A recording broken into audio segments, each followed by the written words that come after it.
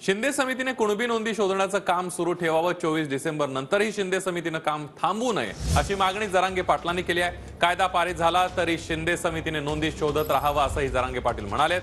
अभ्यासक वाढवा, शिंदे समितीला मुदत वाढ द्या अशी मागणी सुद्धा जरांगे पाटलांनी सरकारकडे केलेली आहे। तर ओबीसी आरक्षणाला धक्का न लावता मराठा आरक्षण देण्याची भूमिका असल्याचं एकनाथ शिंदे यांनी स्पष्ट केलंय।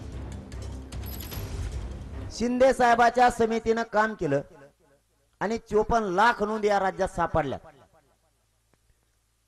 मला असं वाटतं की ती समिती काम 24 डिसेंबरला थांबवण्याऐवजी तिने कायम नोंदी सापडायचं काम सुरू ठेवावं, मला असं वाटतं। तुम्हाला काय वाटतं? कारण तिने सारखं सापडेला पाहिजेत, कायमचाच मराठ्याच्यात जावा, कायमचा त्याच्यात गेला पाहिजे, सगळ्याच्या नोंदी तुम्हाला सांगतो मी। मराठा सरकारचं धोरण स्पष्ट आहे, सरकारची भूमिका स्पष्ट आहे। मराठा समाजाला आरक्षण मिळालं पाहिजे।